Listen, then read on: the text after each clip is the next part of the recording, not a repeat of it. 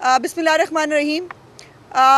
बुज़दार साहब की कल परसों से मैंने 2-3 स्टेटमेंट्स देखी जिसके अंदर उनको अपोजिशन और पीडीएम का बहुत तकलीफ़ और दुख हो रहा है और वो हमारी सियासत को दफन भी कर चुके हैं और वो हमारी मनफी सियासत के ऊपर उनको बड़े तहफ़्फ़ुज़ात और तकलीफ़ है। मैं उस्मान बुज़दार साहब से पूछना चाहती हूँ कि आपको पीडीएम का दर्द लेने की ज़रूरत नहीं है।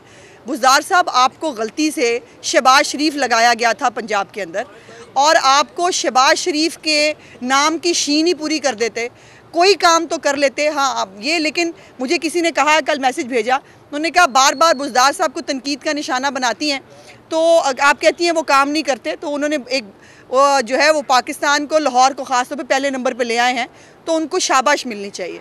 तो पता नहीं मुझे बुज़दार साहब को शाबाश मिलनी चाहिए या उनके कान पकड़वाने चाहिए कि स्मॉग के हवाले से जो हालात रहे हैं लाहौर के अंदर। अभी कल भी मैंने एक फुटेज देखी जिसमें मोटरवे के इर्द गिर्द में कई दिनों से मैं रिक्वेस्ट कर रही हूँ कि काश इस हुकूमत की आँखें और कान होते कि अगर इनको खुद नज़र नहीं आता, समझ नहीं आता, तो कोई आपको अगर बता रहा है तो उस पर ही काम करने की कोशिश करें। हसन खावर साहब भी उठते हैं, उनको भी पीडीएम की फ़िक्र लगने लगती है, तो हसन साहब अपने कद के मुताबिक बात किया करें। और आपका काम है कि आप लोगों को पैनाडोल दिलवाएं, आपका काम है कि आप डेंगू के साथ जो एक अवेयरनेस कैंपेन थी वो करते, आपका काम था आप स्प्रे करवाते, आपका काम था आप डेंगू से लोगों को बचाते। ये आप नहीं कर सकते। कोरोना का फ़ंड आप खा सकते हैं, लेकिन कोरोना से लड़ने के लिए ये पंजाब हुकूमत जो है वो आम आदमी के लिए जो है वो कुछ करने के लिए तैयार नहीं। और अब स्मॉग के हवाले से भी यही हालात हैं। और मैं वो वज़ीर साहब जो है, जो मैंने लास्ट टाइम भी कहा था कि वज़ीर साहब ने FIA और साइबर क्राइम को उल्टा ख़त लिख दिया है कि जी आप पता करें ये कौन पाकिस्तान को बदनाम कर रहा है, हरकतें करें आप, चोरियां करें आप, तमाशे और कारनामे हों आपके, और जो है वो पाकिस्तान को बदनाम कोई और करता है। हमें हक़ाइक़ बताना अपोजिशन के तौर पर हमारी ज़िम्मेदारी है और मीडिया का फ़र्ज़ है, और ये दोनों फ़राइज़ जो हैं इससे आप नहीं रोक सकते। इस किस्म की हरकतें करने की बजाय अगर मिनिस्टर साहब जो है वो देख लेते कि मोटरवे के इर्द गिर्द जो है फसलें जलाई जा रही हैं, धुआं इकट्ठा हो रहा है, अगर वो कहीं अपने दफ्तर से, अपने एयर कंडीशन घरों से, कमरों से बाहर निकलते, शहबाज शरीफ निकला करते थे ना, वो ख़ुद अवेयरनेस कैंपेन के लिए चेयरिंग क्रॉस पर इधर उधर लोगों के साथ खड़े होते थे। तो लीडर बनने के लिए, शहबाज शरीफ लगने के लिए, लग तो आप सकते हैं, लग गए आप, लेकिन शहबाज शरीफ बना नहीं जा सकता। और शहबाज शरीफ बनने के लिए काम करना पड़ता है, मेहनत करनी पड़ती है और डिलीवर करना पड़ता है, जो बदकिस्मती से आपके बस की बात नहीं है। और अब नया लतीफ़ा जो कल आपने सुना है, मुशीर ख़जाना ने फरमाया है कि जो है वो IMF के साथ स्टाफ लेवल का मुआहदा जो है वो हो गया है। और वो स्टाफ लेवल का मुआहदा इसलिए हुआ है कि IMF बादशाह सलामत जो है वो जो हुक्म फरमाया पूरा नहीं होता, वो हमारे साथ मुआहदा तक नहीं करेंगे। ये हालात हैं पाकिस्तान की स्टेट के, और जहाँ पर आप मुआहदा जो है टेबल पर लाने के लिए आपको जो है उनको लाने के लिए मुश्किल हो रही है, तो मुआहदा तो फिर आपको समझ में आना चाहिए कि वो अपनी शर्तों पे करेंगे, हमारी नहीं सुनेंगे। और जो मुशीर ख़जाना साहब ने कल खुशखबरी सुनाई है कि पेट्रोलियम लेवी उनको 30 रुपये पे लेके जानी है, जो इस वक्त 7 रुपये है। तो इससे आप अंदाज़ा लगाइए कि पेट्रोल की प्राइस में ये IMF के सामने क्या कमिट करके आए हैं। ये कमिट करके आए हैं कि इन्होंने जो प्राइस है वो 200 रुपये के ऊपर लेके जानी है।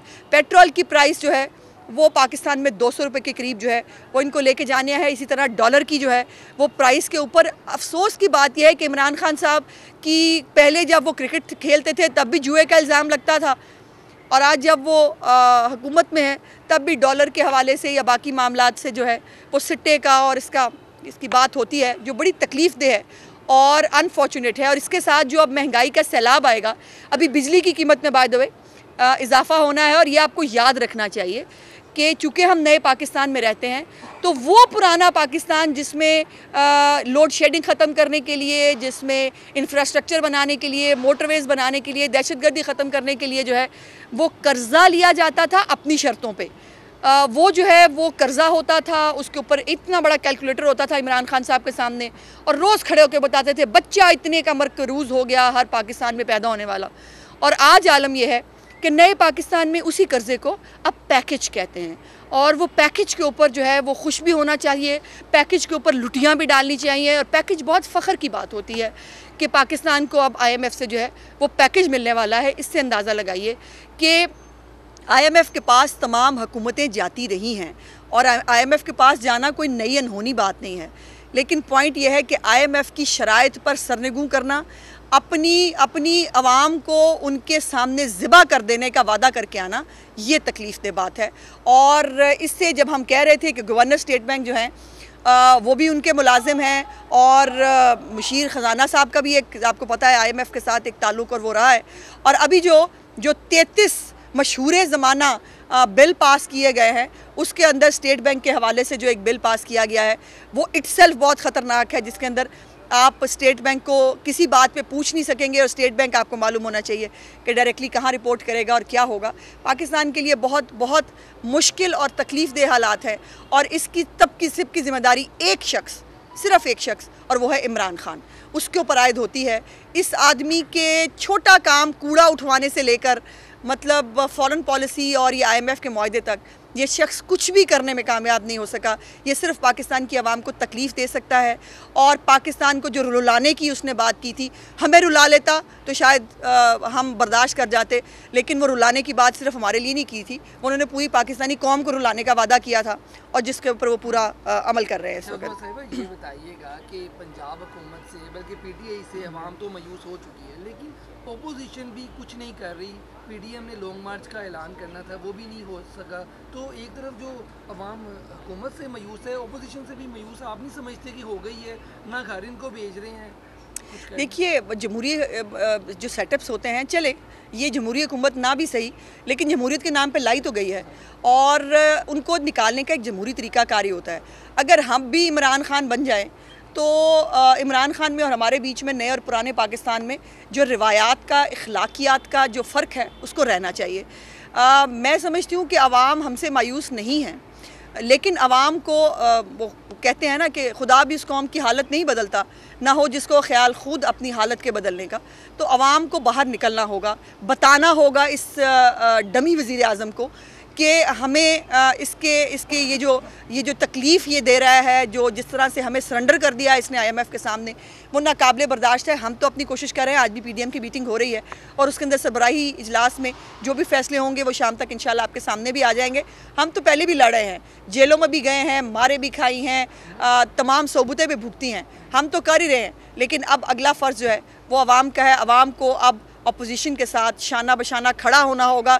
और याद रखें कि इमरान खान साहब ने तो वैसे 500 बंदे मांगे थे शर्म खाने के लिए, इनको नहीं आ रही, लेकिन आवाम को बाहर निकलना होगा और अपना हक अगर ना मिले तो फिर उसको छीन लेना चाहिए। बार बार आप वादे करते हैं लॉन्ग मार्च के एहतजाज की, लेकिन हर बार आप अपना लॉन्ग मार्च मुअत्तल कर देते हैं, मुलतवी करते हैं। क्या वजह है कि क्या आप इमरान खान को मौका दे के भी तो देख लिया ना भाई। एक तो ये जो बार बार कहा जाता है ना कि जी हम मौका देना चाहते हैं या वो, हमने कोशिश की कि ये वो सब कुछ हम ना करें जो ये हमारे दौरे हुकूमत में करता रहा। ये हमारे ख़िलाफ़ 1 साल में ही लश्कर लेके, कफन लेके अपने सियासी कज़नों के साथ ये निकल आए थे और 126 दिन उन्होंने धरना दिया।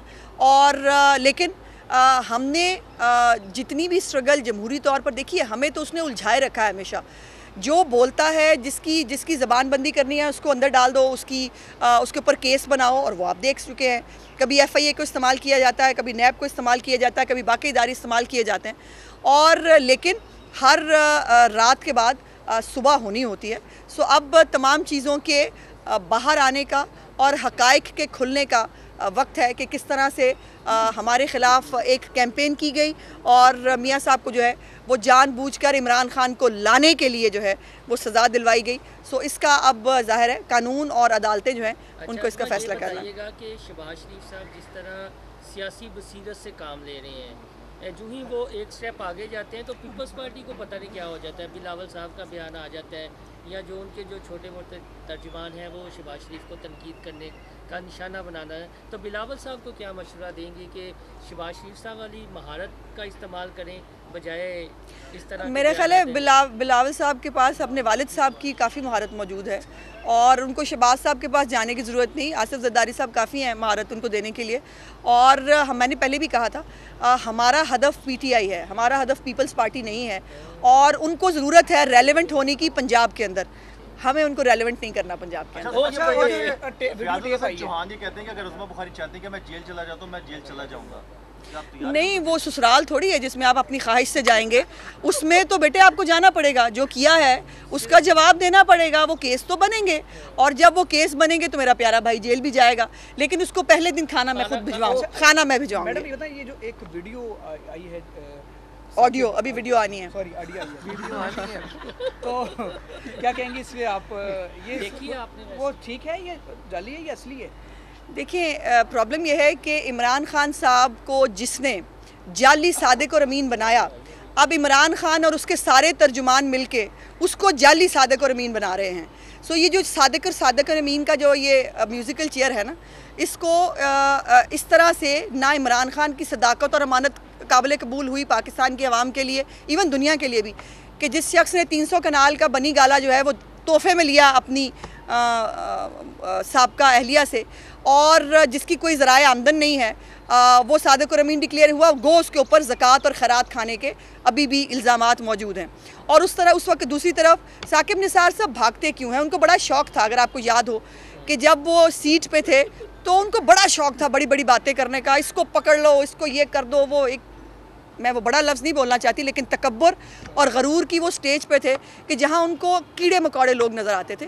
तो आज साकिब निसार साहब के पास सिर्फ 2 ऑप्शंस हैं, या तो वो अहमद नूरानी साहब के ख़िलाफ़ केस कर दें और उनको जेल में भिजवा दें अगर वो गलत कह रहे हैं, और अगर अहमद नूरानी साहब जिन्होंने बाकायदा इसकी फ़ॉरेंसिक करा के जो है ये ऑडियो रिलीज़ की है, उसको जो है वो किसी भाई चैनल की फ़ॉरेंसिक लेबॉर्ट्री में नहीं, उसको एक रिप्यूटेड फ़ॉरेंसिक लेबॉर्ट्री से जो है वो टेस्ट करवाया गया है, या फिर जो है साकिब निसार साहब जो हैं वो ये मैं जवाब नहीं दूंगा, मैं अदालत नहीं जाऊंगा, ये नहीं चलेगा। साकिब निसार साहब, योर टाइम इज़ ओवर।